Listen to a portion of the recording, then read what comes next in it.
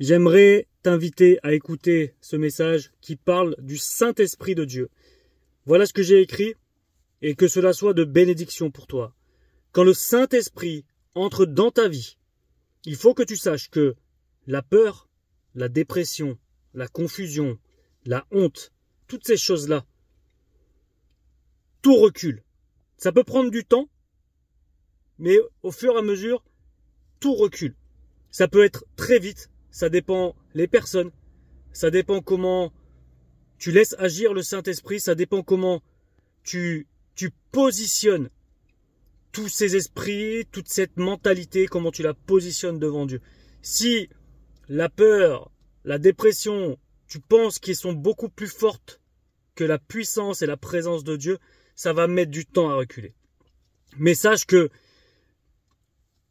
tôt ou tard, si tu crois fermement en Dieu et que tu te laisses guider par l'Esprit Saint, toutes ces choses-là vont se retirer. La lumière de Dieu ne cohabite pas avec les ténèbres. Plus tu te rapproches de lui, et plus l'obscurité est forcée de fuir. Donc, si dans ton envie d'être libre par l'Esprit Saint, tu as encore des blocages, continue, même à travers les blocages, continue. Et je prie en cet instant pour toi, pour que les blocages que tu as pour ne pas rentrer dans ta pleine liberté puissent s'effondrer maintenant. Tous ces blocages au nom de Jésus-Christ. J'ordonne maintenant à tout blocage qui sont sur ta vie à être détruit au nom de Jésus-Christ. Que la présence de l'Esprit Saint puisse inonder ta vie au nom de Jésus. Pourquoi les ténèbres fuient devant la présence du Saint-Esprit? Parce que les ténèbres reconnaissent la puissance de Dieu. Et les ténèbres ont crainte de la puissance de Dieu. Quand un enfant de Dieu cherche la présence de Dieu avec passion, tout le temps, à tout moment, il devient intouchable. Car ce n'est plus lui qui vit, c'est l'Esprit de Dieu qui vit en lui. Et on va pas se mentir, hein, pour arriver à être intouchable, il faut vraiment chercher la présence de Dieu en mode XXL.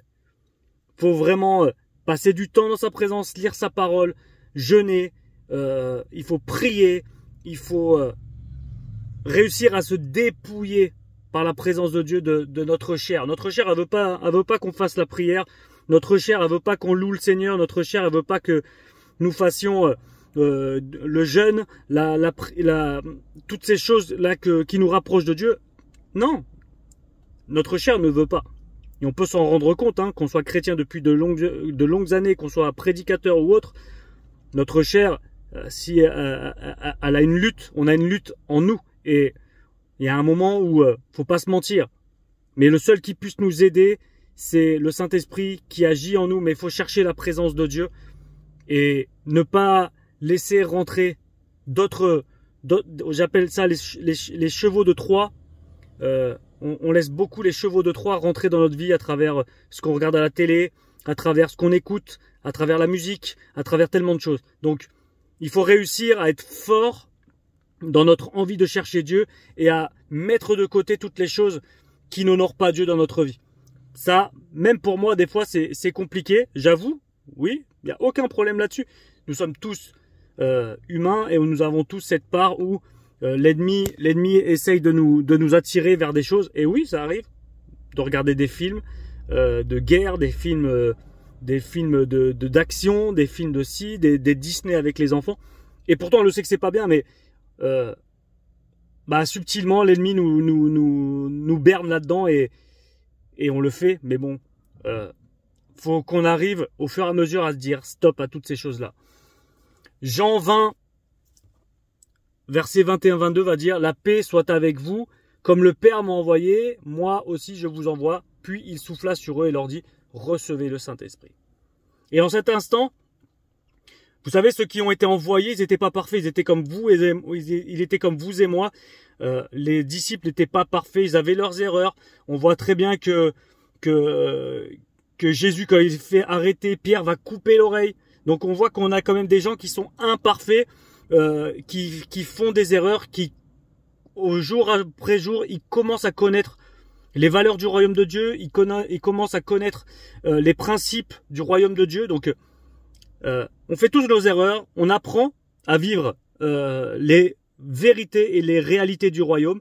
Et néanmoins, Jésus-Christ, par la Pentecôte plus tard, il va souffler sur chacun des disciples et ils vont être revêtus de la puissance du Saint-Esprit. Ok ?